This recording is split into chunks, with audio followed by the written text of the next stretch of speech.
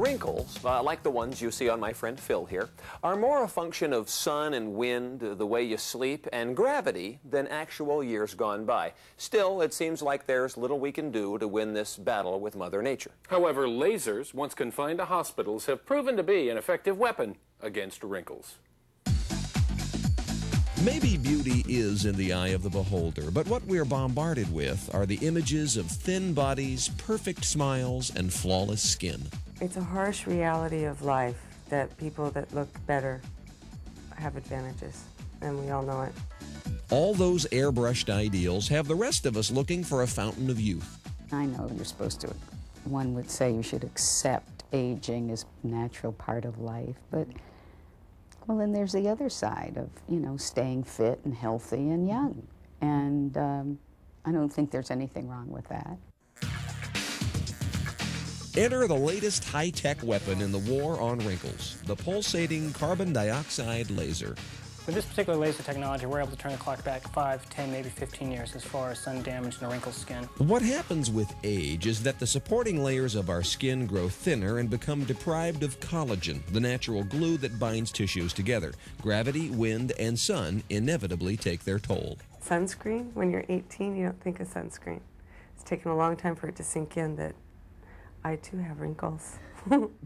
I have sun damage, big time. Removing wrinkles and scars in the past usually involved harsh chemical peels or surgery, rough ways to remove layers of skin. Now, cosmetic surgeons use a precision laser to peel back the effects of time.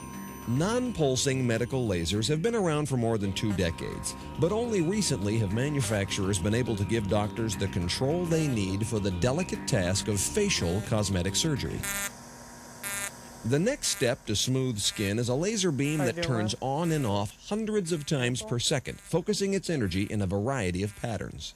With the computerized pattern generator, we're certainly able to cover a much greater territory in a shorter period of time.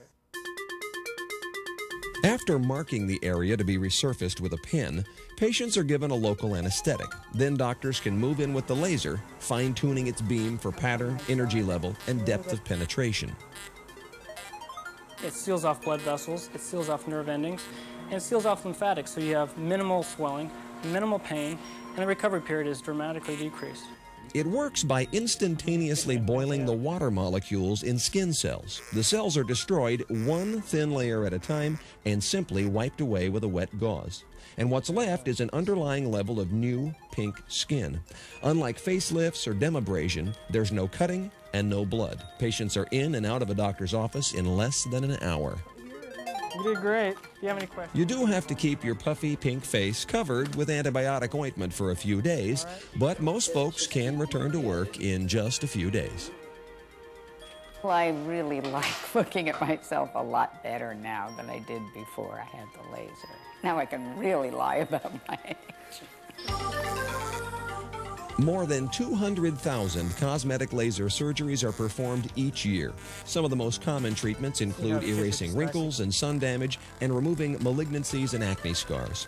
There's a risk of uneven pigmentation, especially in darker-skinned people, but the most common side effect for most patients is increased self-esteem.